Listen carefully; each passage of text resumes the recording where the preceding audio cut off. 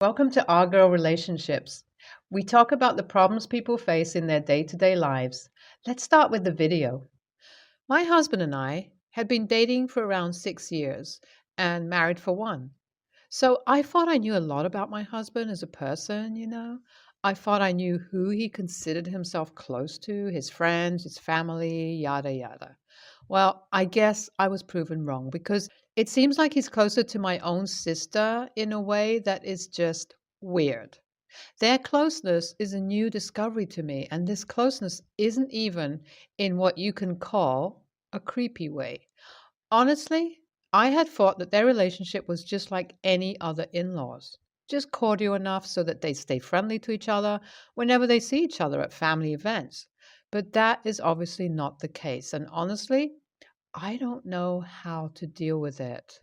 The discovery of how I really found out started when me and my husband went over to my sister's place for dinner to celebrate her pregnancy. My sister is married to her longtime partner, Avi.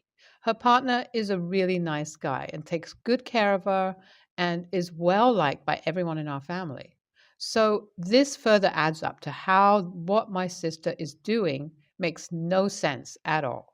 Well, we're here at this dinner party and there's a lot of people present. So I immediately get into the kitchen to help my sister and leave my phone in the living room.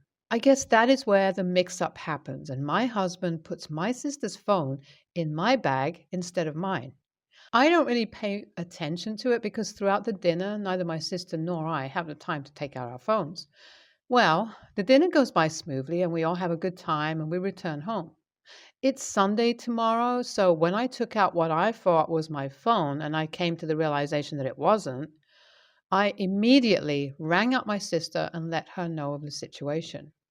There was no way any of us wanted to drive about 2 hours back and forth to pick up our devices, and so she told me to keep the phone with myself until tomorrow when she'll be driving by with Avi for some dinner. I agreed and thought nothing of it except for her constant insistence on how she doesn't want me to look through her phone. Well, that was a no brainer. Why would I want to look through her phone to begin with?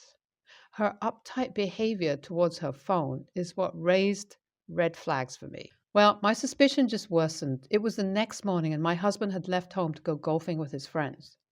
I decided to just check her battery percentage and put her phone on charge. When I turned on her lock screen, I was surprised to see an email notification from my husband. This was obviously very weird because what the hell is my husband doing by emailing my sister? They have nothing in common, and honestly, it really would have been more convincing if it was a text message or something, but an email? Well, I couldn't stop myself but glance over the subject line that said, "Try not to use your pregnancy as a reason to meet Neil too much." My jaw dropped at reading this. For some context, Neil is my sister's ex before she met her now husband, and their relationship was not pretty. Neil was toxic towards her and cheated on my sister multiple times. And now that I think about it, the only reason why she ever moved on from him, or pretended to, was the fact that my parents held tuition fees over her head. So this discovery is disappointing but not surprising because of how obsessed my sister was with Neil. What is shocking, however, is my husband's involvement in it. Neil, my sister, and my husband have nothing in common really to be associated with each other. The three of them went to different colleges, studied different courses, and had different jobs. So it doesn't make sense to me why he would want to cover up for her and get tangled into so many lies. It's like I haven't even opened the Gmail app yet to see their exchanges, but this exchange alone has made me want to reconsider our marriage because why would I, in a million years, want to be with someone who defends in a cheater? This entire situation has already started to mess with my head, and I just know that this isn't even the beginning of it. I still need to figure out how I need to go about it and the other logistics behind it. Should I talk to Avi first? Should I confront the two of them when she comes over for dinner tonight? What should I do? Help! AITA? Everything is a wreck currently. Ever since I mustered up the courage and confronted my sister and husband, it wasn't on the day of the dinner on Sunday, but the next day when I invited Avi and my sister over. They visit us frequently because I cook a lot and often invite them over for dinners. So, them coming over continuously wasn't something out of the ordinary. Well, I decided to start the conversation. I started off by apologizing to my sister if this is what she considers snooping through her phone. I then explained the situation to my sister while Avi and my husband were sitting there. The differences in reactions that the three of them had made a lot of sense. It was like my sister looked like she had seen a ghost. Her face had turned white and she was quiet. My husband was trying his best to act surprised, act like he had no idea what I was talking about. And as for Avi, the poor guy looked like the realization was starting to hit him. Well, even before I could finish what I had seen, my sister started bawling her eyes out and just word vomiting everything. She tells me how this is all started 3 years ago when my husband had first caught her kissing Neil outside a mall. He started holding his phone over her head, and so my sister did some of her own digging and found out all the dating apps my husband was on for casual hookups. Now, this made the two of them equal, and they started to cover for each other. It was like they developed their own friendship, and I don't know why, but they would catch up with each other about their affairs through these emails. I wasn't expecting to hear this in a million years. It felt like my sister was making some sick, twisted joke, and honestly, I was hoping for everyone to start to laugh at any moment. Unfortunately, that didn't happen. I knew this was the new reality that I had to start living with. My husband knew he had nothing to say here, nothing to explain himself for, because my sister had already dragged him through the mud after she herself had gotten exposed. I told my husband that he could pack his stuff and leave before I did because I really wasn't interested in talking to him.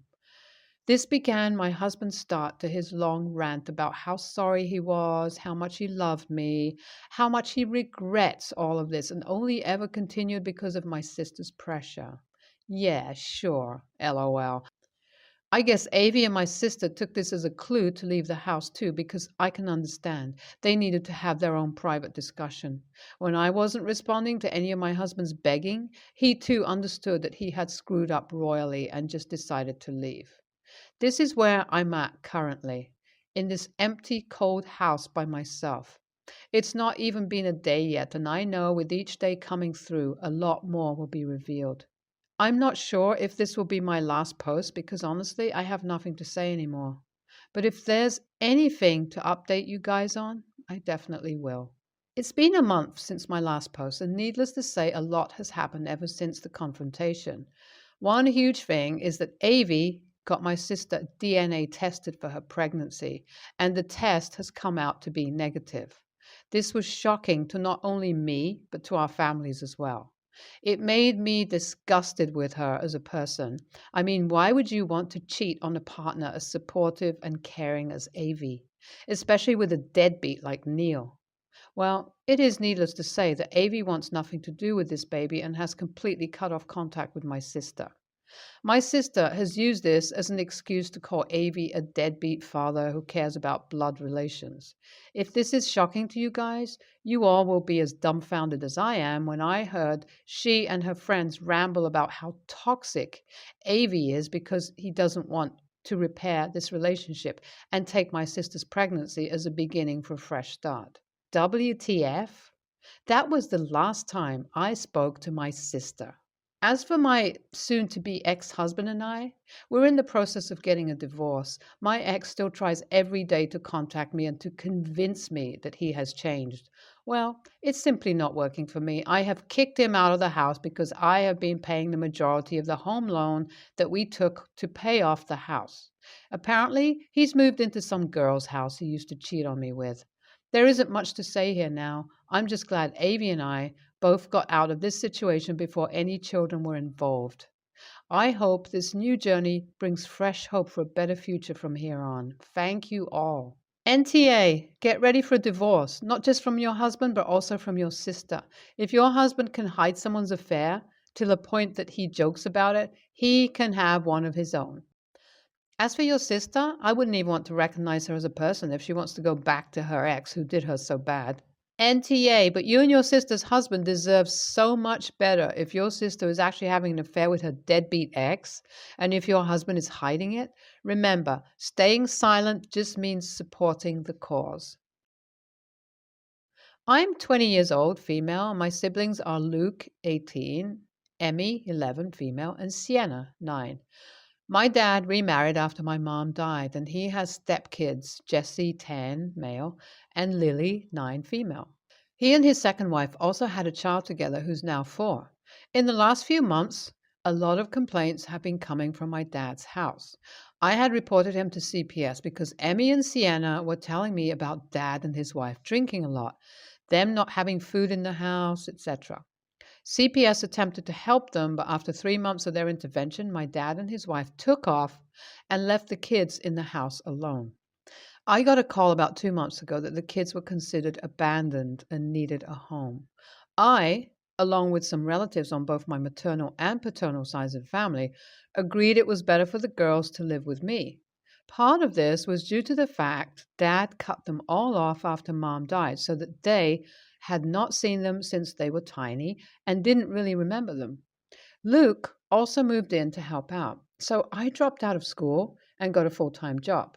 Luke was already registered for an apprenticeship that starts soon, so he was going to try and work PT as well. The other 3 kids I do not have an ongoing relationship with, and even though one is related through my dad, I never considered them a sibling. Their mom's family passed on taking them, and so they entered the foster system while my sisters came to live with me. Despite passing on taking them, their mom's family have relentlessly come after me for abandoning them and not treating them like equal siblings family. I have been told those 3 kids miss us, that they saw us as siblings family, and they have nobody now. I pointed out they were all free to step up and take them and was met with silence. I guess this is where I admit that during this whole thing, and after blocking them numerous times, but they have created new accounts and found other means of reaching me. Part of me has wondered if I'm a crappy person for not caring about them, especially the youngest, who is my half sibling. I know they're innocent kids and didn't ask for any of this more than we did. Luke also had to block them because once they realized he moved in with me to help with our sisters, they decided he was a dick too. AITA? You've quit school and taken a job in order to care for your bio siblings, as your mother has passed and your father has abandoned them. The step siblings and half siblings have families that won't step up to the plate and care for them. Taking in the girls is amazing, and adding more is too much. Whether love is there or not, you would overwhelm yourself and the bio siblings would suffer. Also, you aren't kin to the stepkids, thus wouldn't be first on the list to take them in. That's on their family, which sounds as crappy as the stepmother. So sorry you've had to halt your future and shoulder those responsibilities, but ignore the people who should be helping. Good luck. And NTA.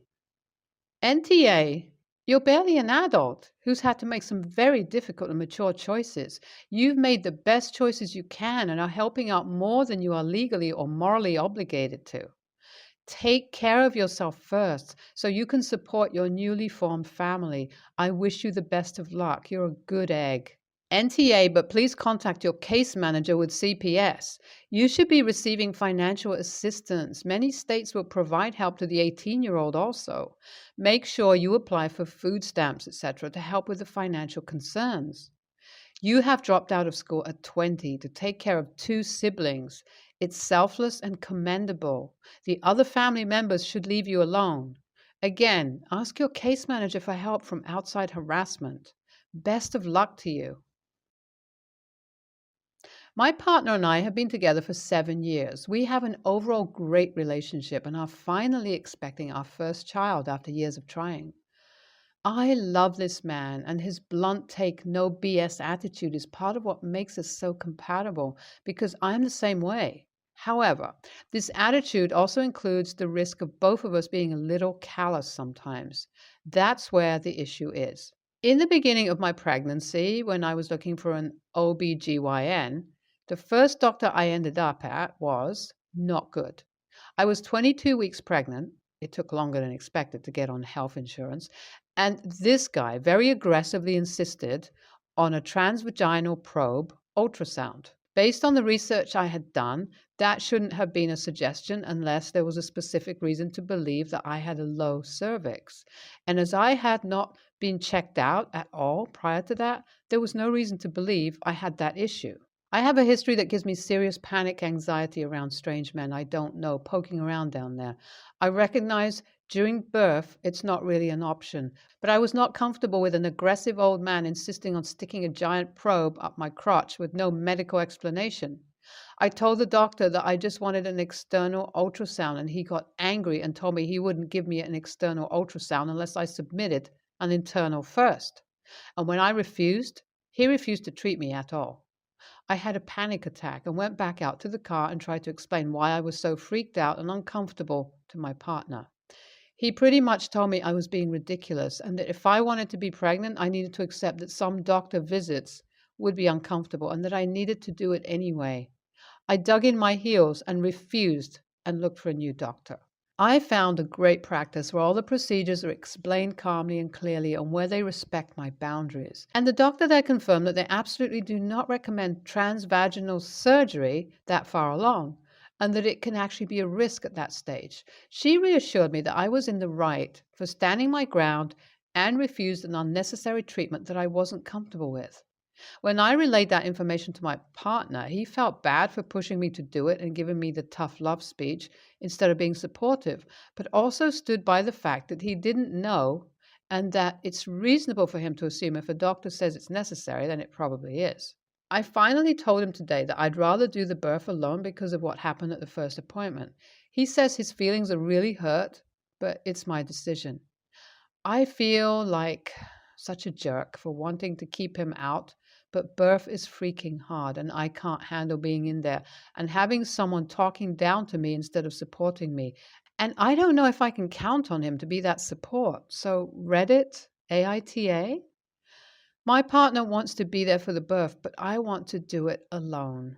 NAH, I get why you don't want him there. I get why he'd be disappointed to miss out on the birth of his child. Perhaps look into birthing classes that you two can take together. And if he does, let him be there. NTA, the thing is, if you truly believe he's sorry and if he hadn't made that massive blunder, would you have wanted him there? Please don't give birth alone. If you can't trust him, you just can't. I won't push you to change your mind, but you need someone. I had my mom and my husband, and I'm so grateful I had that company. Birth is boring, and long bouts of nothing interspersed with pain is hard to do alone. NAH, I understand your point of view. Your boyfriend dropped the ball hard and damaged your trust. That must have been very difficult for you. However, he apologized, has been educated by you and the opinions of your new care team as to why he was wrong. I don't think his initial response was meant to be harmful, simply misinformed. Many people trust doctors almost blindly, and he fell into that trap. He's right that sometimes we as patients get anxious and our doctors do know better. Your situation was unfortunate and unique, and he made a mistake. Witnessing the birth of a child is an incredible thing. My husband has very dear memories of both of our children, and those things are so precious to him. You don't owe that experience to your partner if you don't trust him, but I'd also have to ask, why are you going to raise a child with someone you do not emotionally trust?